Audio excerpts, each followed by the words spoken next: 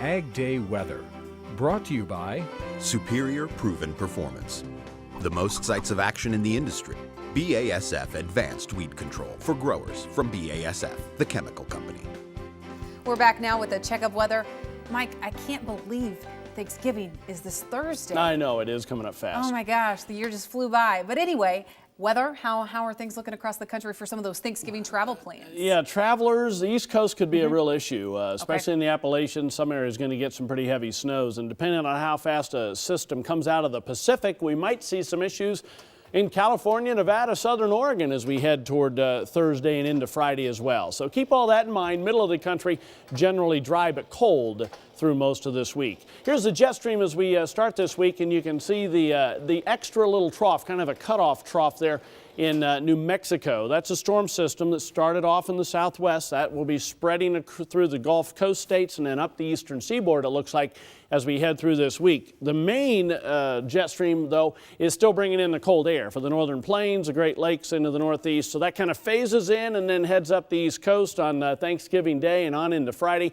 Then we go zonal east of that storm system out west. But again, this one will begin to cause some travel problems Friday, Saturday, and on into the weekend, it looks like, for the western states, and that will come eastward as well. There is still tons of cold air up in Canada, and you can just see this pattern. Even though it's zonal here, it's still sending cold air southward toward the Canadian border and then eastward, so it's still going to be cold through the northern tier of states.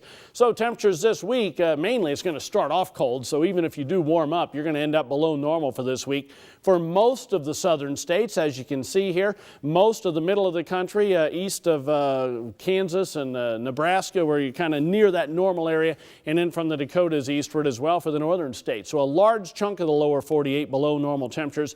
I'm only going northern California into southern Oregon, northern Nevada, looking for above normal temperatures for this week. Precipitation this week then, looks like the storm track is definitely from the southwest through the Gulf Coast states and up the east coast. So that first storm system from Texas throughout the Gulf Coast and up the eastern seaboard.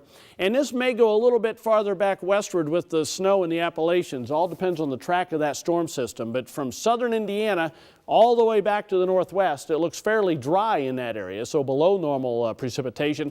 I'm going near normal in the Great Lakes just because of some lake effect a couple of times, and then above normal with that secondary system coming into the southwest. 30-day outlook for temperatures, and this takes us through most of the month of December, right on into Christmas. Below normal temperatures expected from Montana down to Arkansas and up to New York State. Everybody north of there colder than normal. Near normal then is kind of surrounding that with a small area of above normal for Arizona and some surrounding states. Precipitation over the next 30 days from Louisiana and Mississippi all the way up to southern New England. Above normal for Montana, western Dakotas, but below normal West Texas into parts of the southwest.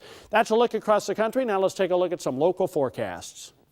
First of all, for Boulder, Colorado today, partly sunny and chilly, high temperature around 50 degrees. Moorhead, Minnesota, partly sunny, breezy and cold, the high of only 30 degrees. And finally, Scranton, Pennsylvania, not a lot better, partly sunny, breezy and cold, high of 32.